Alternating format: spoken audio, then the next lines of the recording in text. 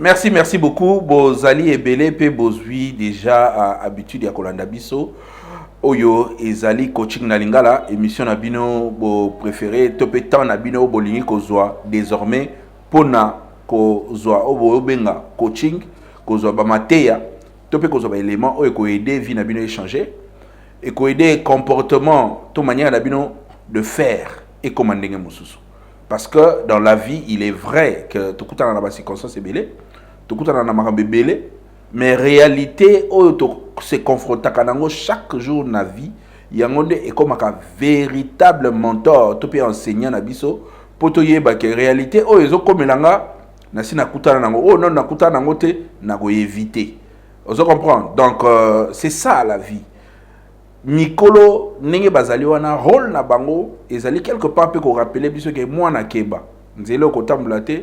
Pourquoi? Parce que ye azwaka expérience ya ko lekana nzela wana ayebi. Et puis mbala mingi tozozwa o tozo lukate parce que nous sommes en train d'éviter d'écouter. O ngala osenga bino ezaka ba matoi na bino pour boyoka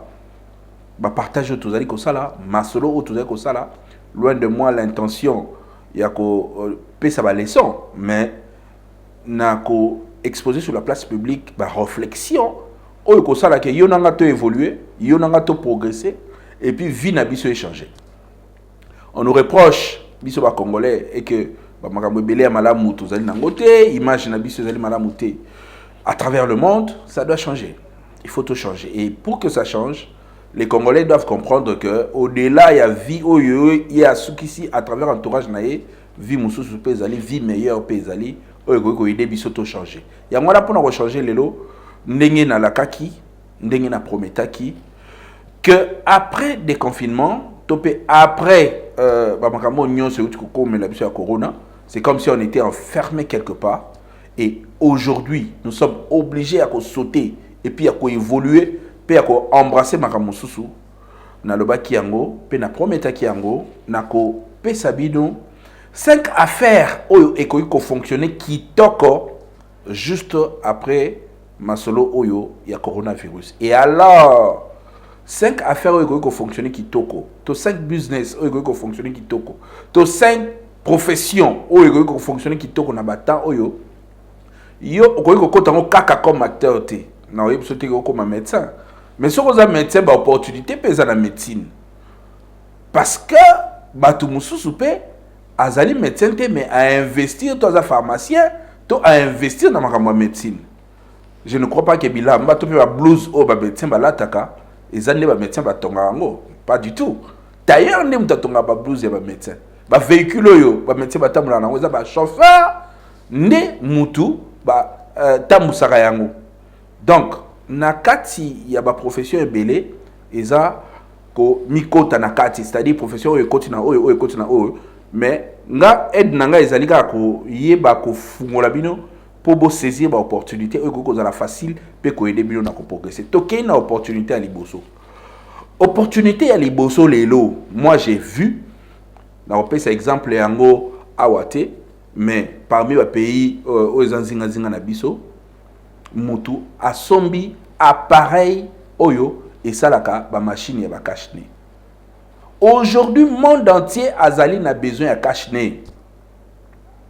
Tant to lobi cache-nez ezo bi maloko la ba aventure, ezo bi maloko la comédie, mais dites-vous que ba tailleur,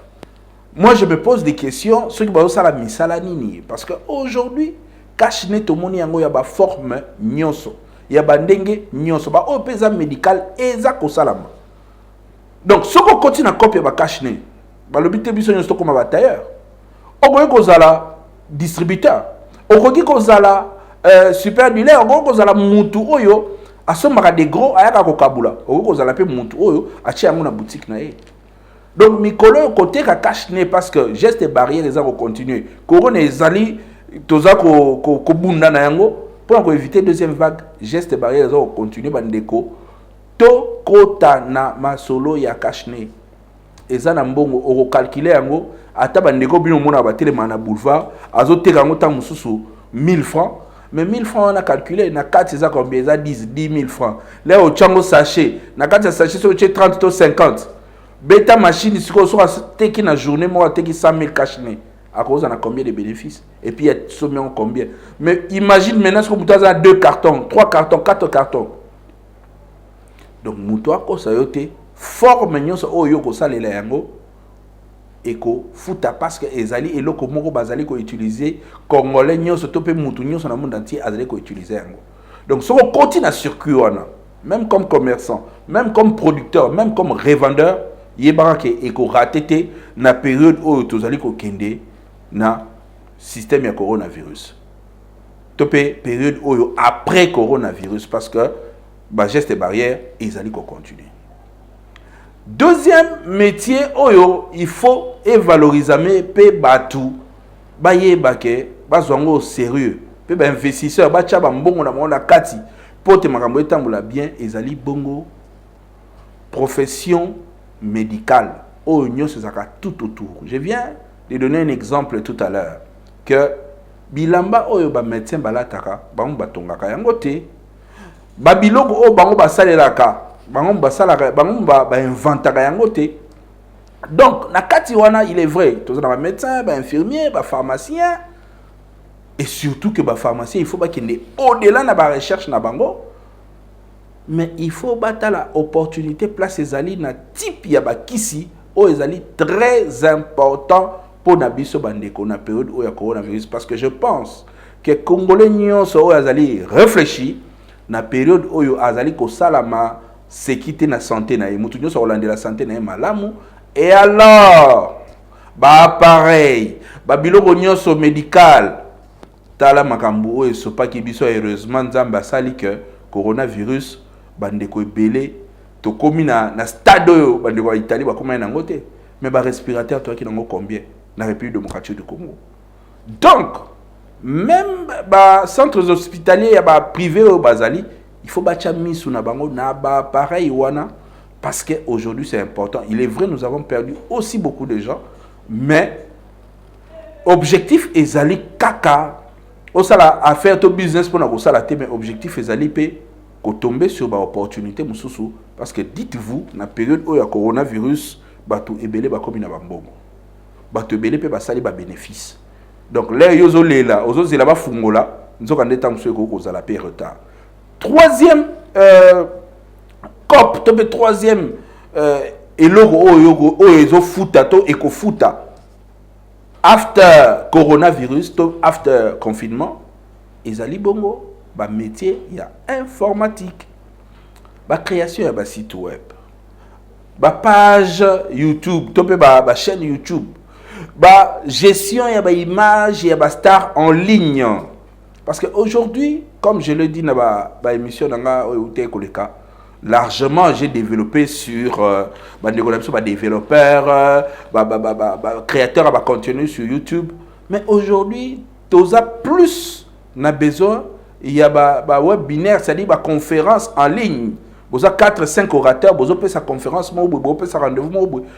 Tout le monde dit déjà combien de conseils des ministres sont mis en ligne. Et vous, les informaticiens, au Bossaka métier, il est grand temps pour se perfectionner n'a pas besoin. Par exemple, dans l'église, pasteur Nabino a une page à YouTube.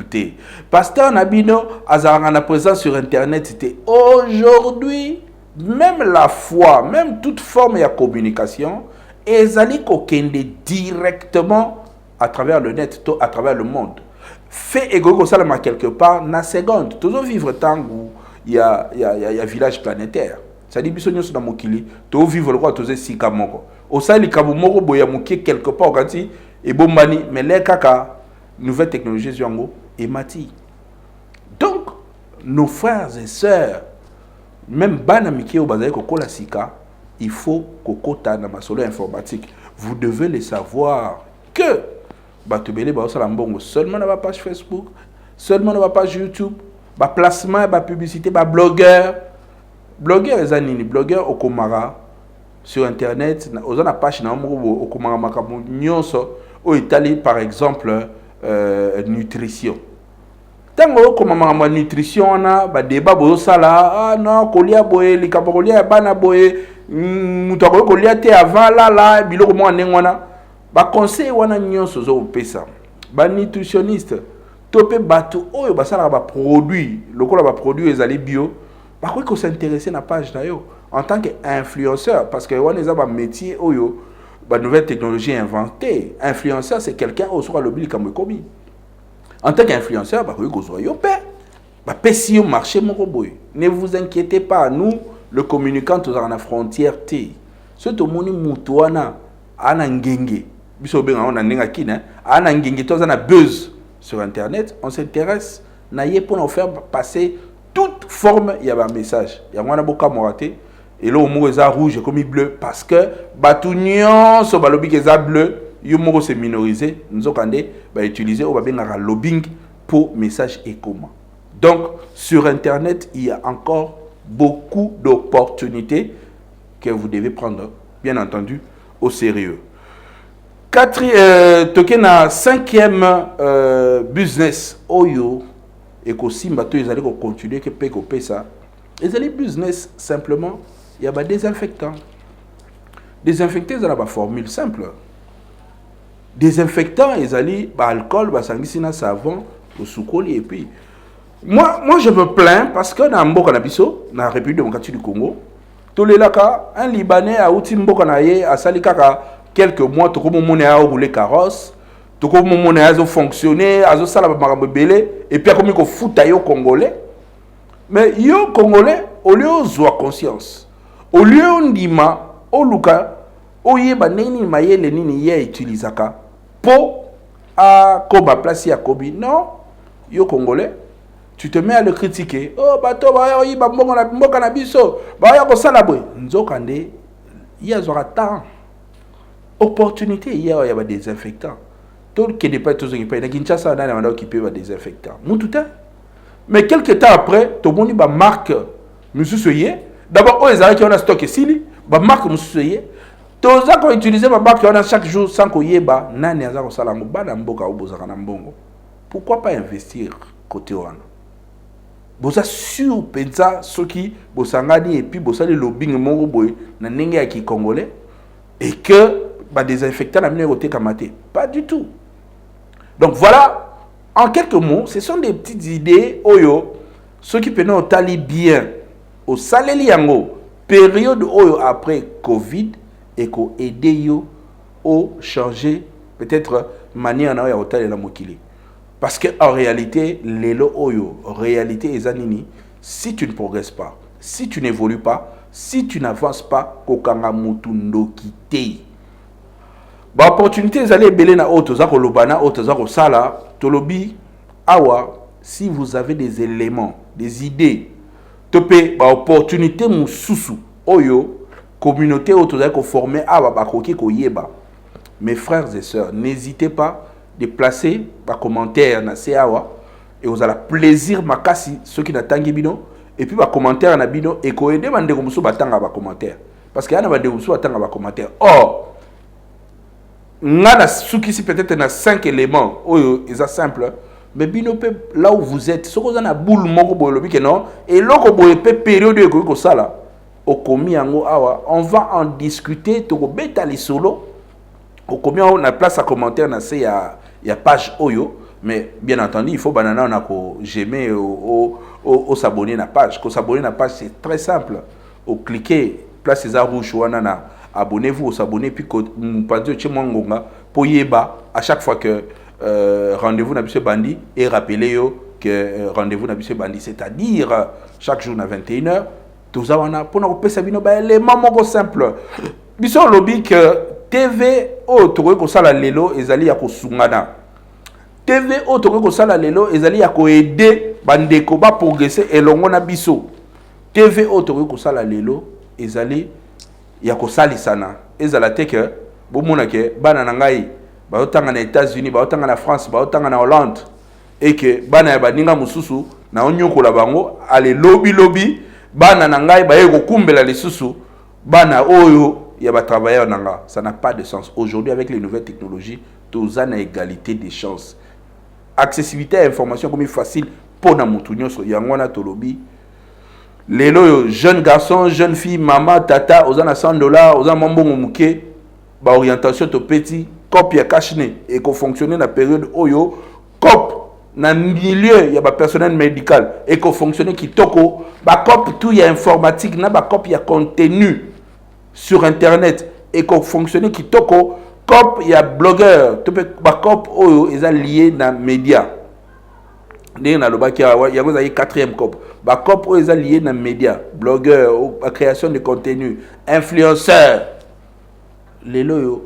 page moko olobelaka likambo wana olobelaka likambo moko boye aujourd'hui tu peux être sollicité par XY parce que bato baza kotanga yo bazo baté et puis COP ya suka tolobi COP ba désinfectant. Je veux que tu retenir eloko moko présence autre que luka kosala sur le net ezali ko refléter réellement ce que nous sommes et je veux conseiller na batu nyonso oyo ba utilisaka net basala effort ba utilisant en bon escient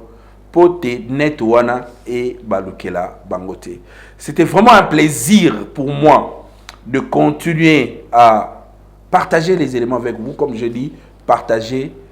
bokabula ba éléments oyo bo partager ngona bandeko et ça ba conseil simple et puis qu'on a la chicheté na ko s'abonner to na ba j'aime so ko boni que eza kitoko fini j'aime so ko moni pe que ko partager les baninga sango partager ngo parce que toza ko fungola neje awa to kangata je mkiete mutu nyonso ayeba que azali très important na vie et puis akoki ko progresser et puis akoki même ko dépasser ba limite na ye na lingi vraiment bino nyonso bozali ko landanga oyeba que bozali très très important et objectif ya programme oyo coaching na lingala ezali kaka pona ko booster bino. Pour s'abonner belé na page Jimmy Mukendi le coach tout simplement pour vous booster. À très vite.